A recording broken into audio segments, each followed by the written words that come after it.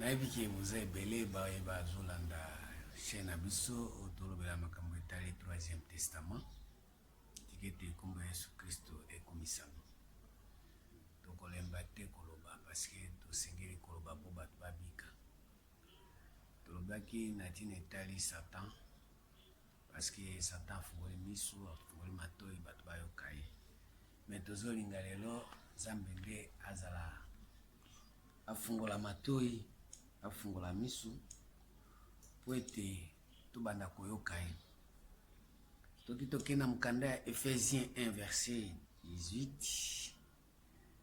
Ephésiens 1 18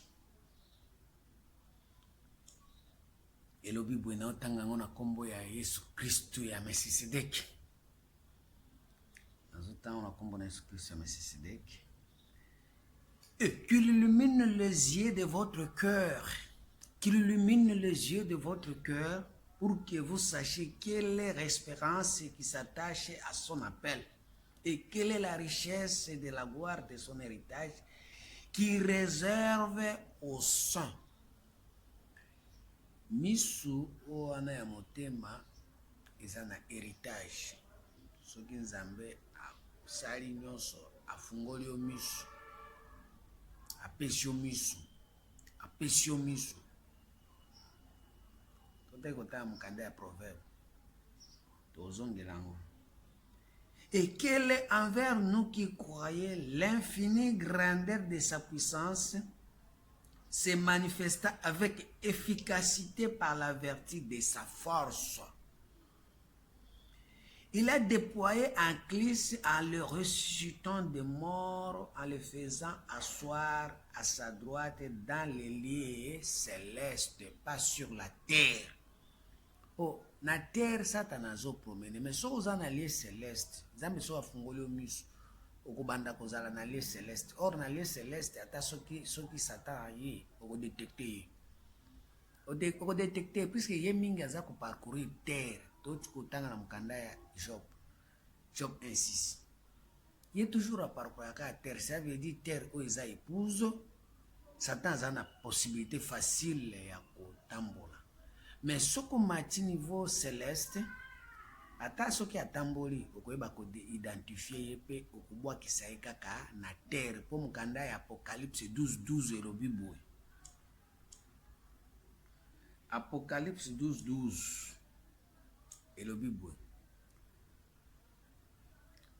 C'est pourquoi réjouissez-vous cieux et vous qui habitez dans le ciel. Il y a de ces gens-là, sur le qui est na terre au monde a été, mais sur le qui est na ciel, ou bien na ciel au koutaï. C'est pourquoi réjouissez-vous cieux et vous qui habitez dans le ciel. Il y a de ces gens-là qui habitent dans le ciel. Malheur à la terre et à la mer, car le diable est descendu vers vous animé d'une grande colère, sachant qu'il a peu de temps. Mon cher Babi, malheur à la terre, parce que le diable, Satan, a quitté la terre, a quitté la terre, pourquoi? Parce qu'il a promené la terre, terre où ils allaient épouse.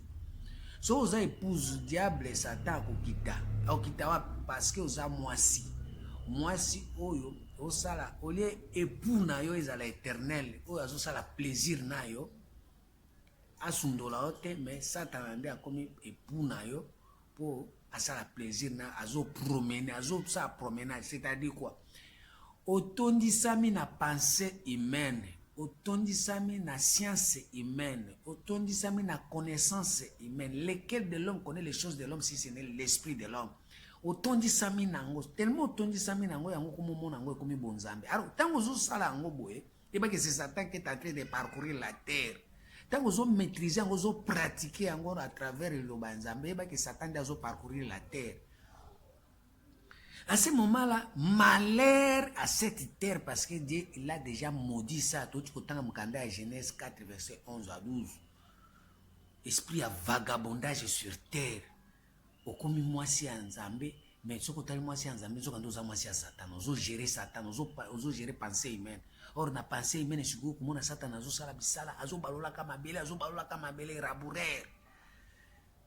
Zamba la kisingai lobi oyo okoma pembe lobi oyo okolata bilamba sika mabele kaka nde ezobaluka mabele lobi yo ndenge ozomona boye oza na babuton nzambe akomisa pembe ndenge oza wana okotia baproduit nzambe akolinga yo okoya munene bandeko balingami kati na nkolo osali basacrifice nyonso wana osali baservice nyonso wana ntango okufi tomoni ka foto likolo ya lilita babiloko nyonso wana epoli yango nde ozosepumone ntongo pokwa kasi oza na esprit humaine na kolo ya tombo tomonaka foto ya pamba azalaka pembe azalaka kitoko eme mikuwa nyonso na baposo wana nyonso prendre soin nango o satan azogere yo epoli ebimisi solo ekomi kutu otali kuna elongi yango efinani ekomi okwa mobange moko ya kala or yango nde ntango ozoluka nzambe ozwa kosepumone mpona yango mpo oyeba nzambe à travers baposo satan moto azodirige opense humaine yango wana omoni lelo tozoloba makambo ya 3e testament esengi soki toluka sianse ya nzambe mpo soki toluki sianse ya nzambe litoi ya moto ya mayele elukaka sianse ya nzambe une science très élevée qui est au-dessus de ma portée. Proverbe 30 verset 3. Proverbe 30 verset 3e.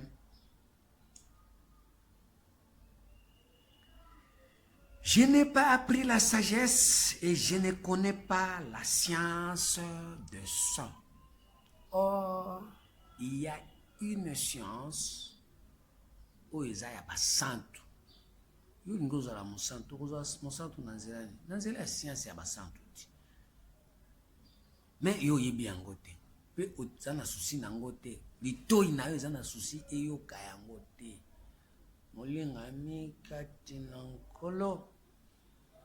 Proverbe 11 verset 4.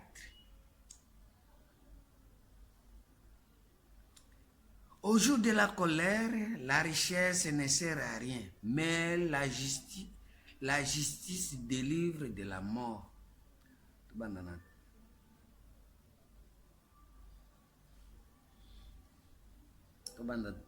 Verset 9, 11, 9. Par la bouche de l'impie perd son prochain, mais les justes sont délivrés par la science. Mais les justes sont délivrés par la science.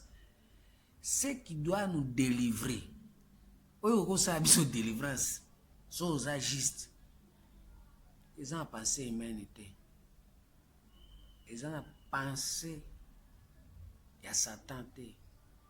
Ils ont science et ensemble. Par sa bouche, l'impie perd son prochain, mais les justes sont délivrés par la science. Proverbe 2 et Proverbe 15, deuxième verset. La langue des sages rend la science aimable, et la bouche de l'insensé répand la folie. Sois sage. Tant ozo rendre science aimable parce que litoi na yo ese yo ki science. Miso ya nzambe ezota la science. Toti otanga Proverbe 22 verset 12. Soki yo ozali sage, esengeli o rendre science aimable. Bato balinga science. Science nini? Bandeko balinga mikati na nkolo science nini? Proverbe 9 verset 9. Proverbe 9 9 elobi nini?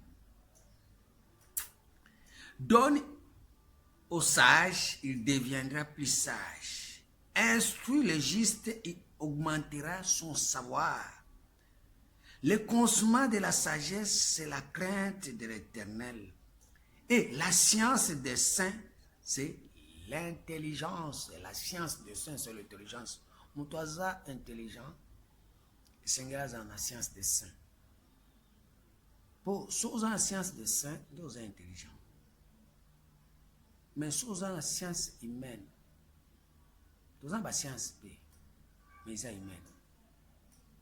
Mais nous sommes en sciences des saints. Ils auront des motos intelligents. Jérémie 10, 8. Jérémie 18. Tous ensemble, ils sont stupides et insensés. Leur science, ce n'est que vanité, c'est du bois. Leur science, on est la science des saintes. La science, il y a Satan, il y a pensée humaine, la géographie, la histoire. Et ça, bois. Leur science, c'est du bois. Et on m'a dit, la pensée humaine, la bois, a joué à nzete, à sangisi, à tiemoto, poum, à bimisi marubanzam. Or, la science humaine, pensée humaine. Jérémie 10, verset 23. Je le sais, ô Éternel, la voix de l'homme n'est pas à son pouvoir. Ce n'est pas à l'homme quand il marche à diriger ses pas. Ce que vous avez pensé humaine, lequel de l'homme connaît les choses de l'homme si ce n'est l'esprit de l'homme? Ce que vous avez l'esprit, il y a beau monde. La Bible est claire. Je le sais, ô Éternel, la voix de l'homme n'est pas à son pouvoir. Ce n'est pas à l'homme quand il marche à diriger ses pas. On ne peut pas diriger ses pas et tambouriner na pensée humaine. Et ça, bon côté, ce n'est pas à l'homme. Avec pensée humaine, na pensée à bon moto, Satan, ou diriger ses pas. Si vous dirigez ses pas, na Satan, pensée humaine. Na bon moto, na tanga mingi, na bi français, na bi anglais, na kenda na Egypte, na kenda na France, na kenda na États-Unis, na tondi sa stade na Nigeria, na salaboy, ba pensée humaine kili.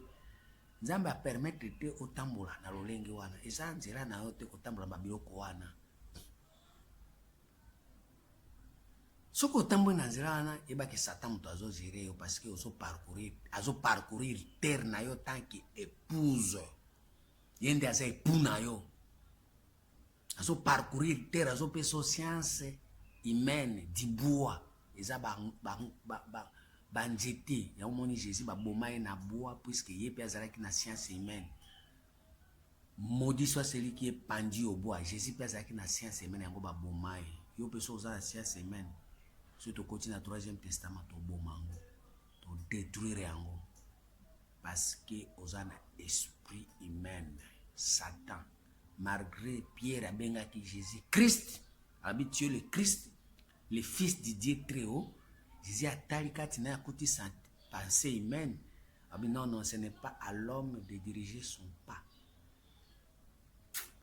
Et moi, on a les lots, tout le monde a 3e testament pour être tout le monde a Satan, tout kanga Satan, wana tout kangaye, tout ça na doit ko kangaye. Romains 16, verset 17. Donc écraser. Romains 16, 17.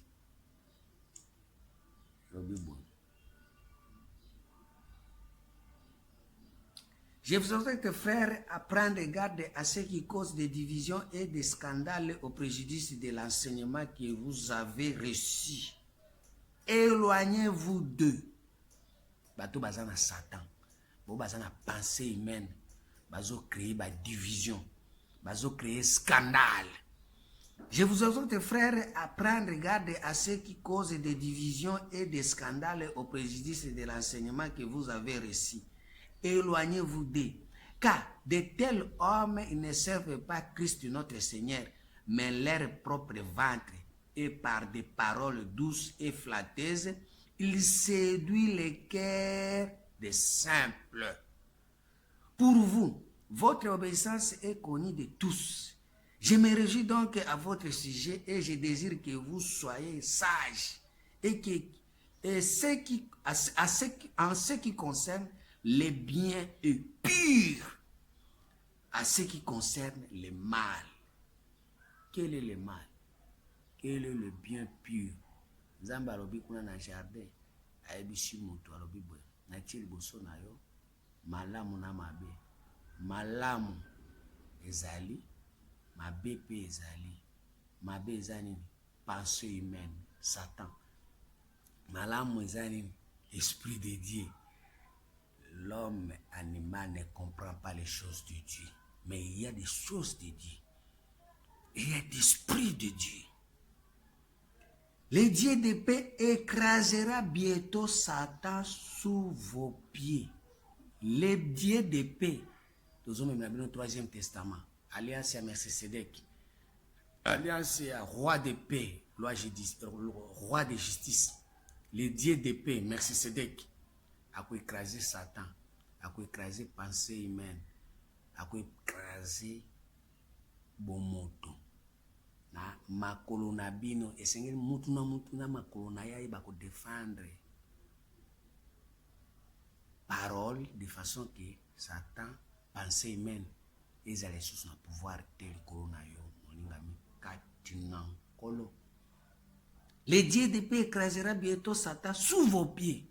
Mutu na makolo na ye ezate makoka ya ngai ndenge na olo babo ngaka ndena banda ko tebino bino moko bo se défendre. Non, tout ça c'était pensée humaine na pensée de Dieu trop baketo za batu ya Nzambe. Non, il ne fallait pas Satan na banda ko parcourir terre na biso à se nommer que ende akomi Nzambe. Non, mais kwa no sifu kuboya yango. Tango kuboya yango ndo komona Satan pe o écraser na makolo. Le Dieu de paix écrasera bientôt Satan sous vos pieds. Que la grâce de notre Seigneur Jésus-Christ soit avec vous. 1 Timothée. 1 Timothée 6, verset 3. Le Bible. Si quelqu'un enseigne de fausseté, mon Satan, pensée humaine, fausseté.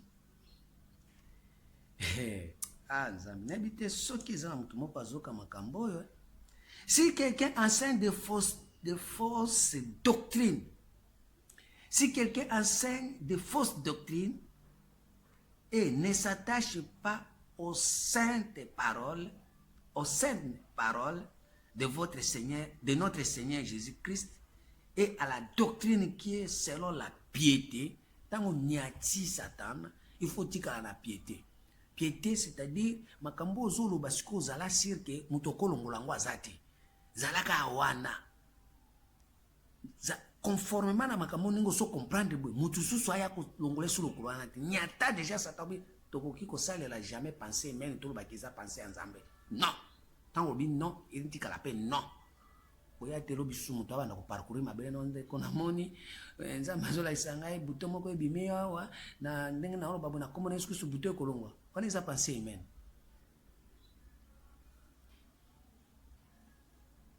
Nazomona Nzambe alobi bambinjo ko bimayo banjo bimisa bambinjo banini penser amen. Miso ane zomona za miso ya Satan penser amen ba docteur ba osalango. Na hôpital ba osalango. Mais esprit de Dieu ba docteur ba osalango.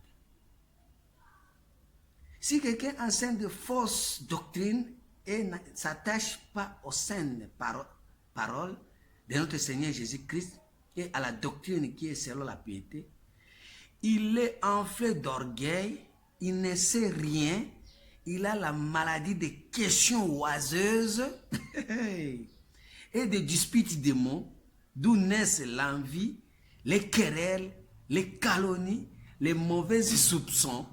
Comment il place Satan? Makambo wazo sala. Place afanda. Oko kuna dispute kili. Batu baza makambo Nzambe baza ko concevoir makambo bonzambe te zaka ka batiraima ba conflit, ba confusion. Tantôt alobi makambo ya Bible masumo esila rate. Yemo alobi masumo esila rate. Oh Jésus ayi kolongwa masumo. Abisu masumo esila rate. Masumo pe ezaka ka to sitola tango kola elamba ko sila te. Ndeko dimakaka masumo esila rate.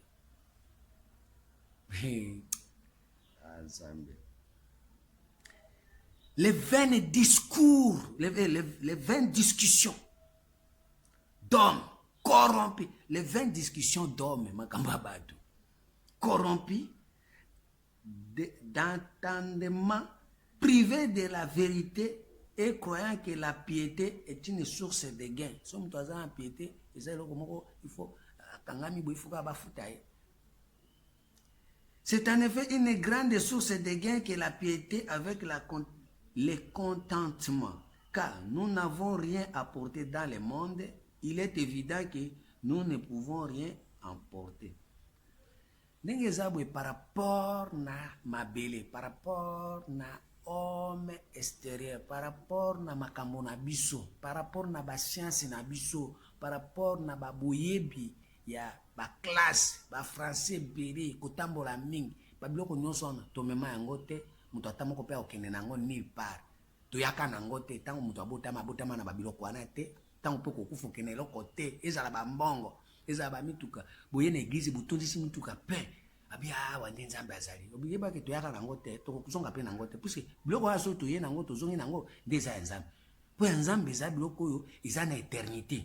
Nzambe apesaki biso biloko ya éternité mukanda Ecclésiaste 3 verset 14 abi oyo nyonso nzambe asala ezali biloko oyo eumelaka kaka eza na eloko ya kolongola te eza pe na eloko ya kobakisa te me babiloko wana nyonso wana oyo tozozwa balifuti nango par rapport na pensée humaine, par rapport na Satan, par rapport na kotanga ebele, par rapport na baétude kilikili bavoyage banini toyaki nango te tokozonga pe nango te. Moto ata moko avakende cercueil batie na kati ava bakonde na cercueil bakotangela ye babiloko nyonso wana mpo kuna nde akose retrouver nango rien. Toyaki na eloko te tokozonga na eloko te eza ngai te. Car nous n'avons rien apporté dans le monde et il est évident que nous ne pouvons rien apporter. Toyaki na eloko te tokozonga na eloko te bandeko baninga mikati na nko parce que biloko wana eza biloko ya Satan. Yango moni Satan ntango ajwaki rôle na ye na Genèse 3 alakisaki mutu par rapport na biloko ya ye babiloko ezali kaka toujours ya satanique biloko ezali ya pensée humaine ntango alakisi pensée humaine mutu pe tellement azalaki nano akoti na kati ya bonzambe te parce que bonzambe etikalaki kozala garder na jardin ya cultiver champ na kati ya champ siko tellement mwasi na ye terre oyo ezalaki mwasi Eve asosolaki nzambe te mais asosolaki Satan oyo ezali nyoka siko akotisi pensée humaine baboti Caïn ezali descendant ya malin fils du malin nyoka puisque nyoka azali très risé par rapport na mwasi. Chaque fois soki oza na kati ya bonzambe oza na terre na yo oyo ezali épouse soki pensée humaine ye ekopesa yo bamayele pele mayele wana nyonso eza ya nyoka eza mayele moko ya satanique eza mabe te mpo na ntina etali mokili boye eza na moko bien koyeba kolamba koyeba koservi mobali koyeba kotanga koyeba kolia koyeba korespecte bato babiloko nyonso wana eza babiloko moko ya pensée humaine eza satanique. Satan premièrement nano na ndenge tozoloba boye soki tozwaki ye kaka kotika kaka ndeti Satan mbe bitumba ezalaki te mais tozopesa ye nde pouvoir ye sikoyo nde akomi na ngbende yango moni nzambe sikoyo ezopesa ye kanda azodétruire ye Satan aza serviteur ya nzambe ça veut dire baklasse otangi babiloko ozozwa bamutuka banini eza wana po eservir yo po oyeba nzambe malamu mais yo ozwi yango okomisi yango nzambe yango moni sikoyo Satan ekomi difficulté bango na nzambe bakomi bitumba. Or pensée humaine ezopermettre motu na nzoto boye azala bien mais ntango mpe kokufa oyaki na eloko te okozonga na eloko te oyaki na eloko te okozonga na eloko te papa mama osomona motu moko bakundi ye ntango bakundi ye bamemi bandako bamemi bamutuka babemi banini nyonso bakundi yango na ye elongo babemi bana na ye nyonso bakundi na elongo mpo abotaki bana kitoko aza na bana bazana bayebi français ntango bakundi ake na biloko na ye non toti kosakana na nzambe yango wana tozolinga sikoyo lelo bato bayeba nzambe à partir ya 3e testament nzambe asunga yo etikala boye na kombo na Yesu Kristo amen.